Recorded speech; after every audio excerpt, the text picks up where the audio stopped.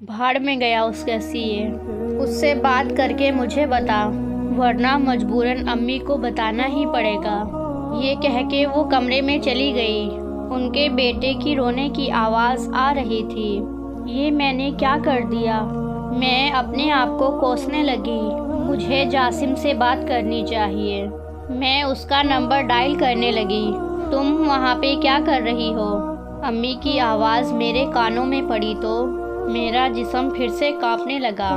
कुछ नहीं अम्मी, वो बस मैं हड़बड़ा सी गई। चल जल्दी से नमाज पढ़ ले, घर में इतने सारे मेहमान हैं, इनके नाश्ते का इंतज़ाम करना है। ये कह के वो किचन की तरफ चल पड़ी। मैंने सहन में ही जाए नमाज बिछा दी। नमाज पढ़ के गिड़गिड़ा के अपनी गलती की माफ़ी मांगी और उस पाक ज़ात से इल्तिजा की कि मज़ीद कोई बखेड़ा खड़ा ना हो। सबके नाश्ते का इंतज़ाम करते करते सुबह के 8 बज चुके थे। नाश्ते से फारिग हुए तो बर्तनों का अंबार समेटना था। मेरी तो हालत ही ख़राब थी। एक तो अभी तक जासिम से बात करने का मौका ना मिल पाया, दूसरा आबदा आपी की तंद व तेज़ नज़रें मेरे ऊपर जमी थी। परसों रात से लेके अब तक मैं मुसलसल जाग रही थी। अब तो दिन में भी तारे नज़र आने लगे थे। हमीदा खाला की बहू और शाइस्ता फूफो की पोतियों ने बर्तन धोने में मेरी मदद की। सारे काम जल्दी से निपटा के मैंने सोचा कि थोड़ी देर सो जाती हूँ। नीचे बच्चों ने शोर डाला था। मैं ये सोच के छत पे चली गई कि धूप में चटाई डाल के ज़रा कमर सीधी कर लूँगी। मेरे पीछे पीछे आबदा आपी भी आ गई। उससे बात की तुमने? वो पूछने लगी।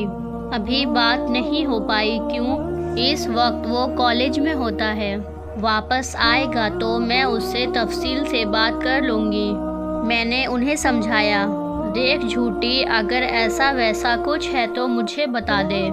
वक्त रहते सब कुछ कंट्रोल किया जा सकता है। उन्होंने मानी खैर नज़रों से मुझे देखा। क्या मतलब है आपका? मैंने पूछा। अगर तुमसे कुछ गलत हुआ है तो बता दो। मैं एक गायनेकोलॉजिस्ट को जानती हूँ, सब ठीक हो जाएगा। उन्होंने मेरे ऊपर पहाड़ तोड़ा। आप ही कैसे यकीन दिलाऊं आपको? कसमें खा के थक गई हूँ कि हमारे बीच ऐसा कुछ नहीं हुआ। और हाँ, इतने सालों से हम लोग पहली मर्तबा ऐसे मिले हैं। इससे पहले कभी ऐसा नहीं हुआ। मैं चढ़कर बोली, खुदा का खौफ कर, घर में 20 लोग मौजूद थे। तू तब तो बाज नहीं आई। जब सिर्फ नादिया और अम्मी घर पे होते थे तब तुमने ऐसा कुछ नहीं किया। सोच सोच के मेरे तो रोंगटे खड़े होते हैं कि मेरी जगह अगर तुम्हें कोई और देख लेता तो। कोई और क्या, अम्मी ही देख लेती। वो तो सदमे से मर जाती। खुदाया मेरी माँ को किसी और इम्तिहान में ना डालना। उनकी आंखें नम थी। दुनिया की मशहूर कहावत है कि शराब खाने में बैठ के अगर दूध भी पियो तो तब भी लोग शराबी ही समझेंगे।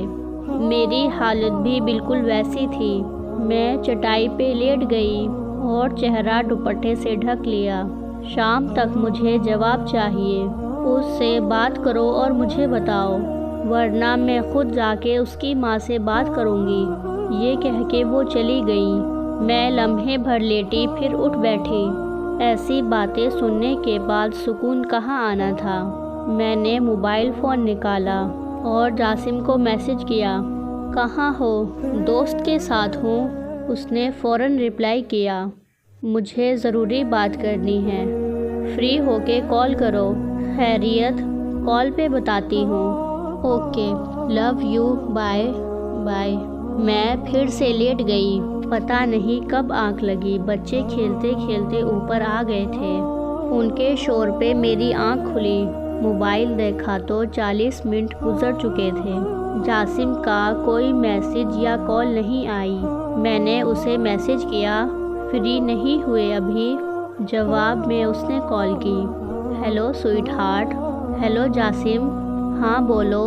कल रात आबदा आपी ने तुम्हें बाहर निकलते हुए देख लिया था। ओह शिट, फिर क्या हुआ? उन्होंने कुछ कहा क्या तुमसे?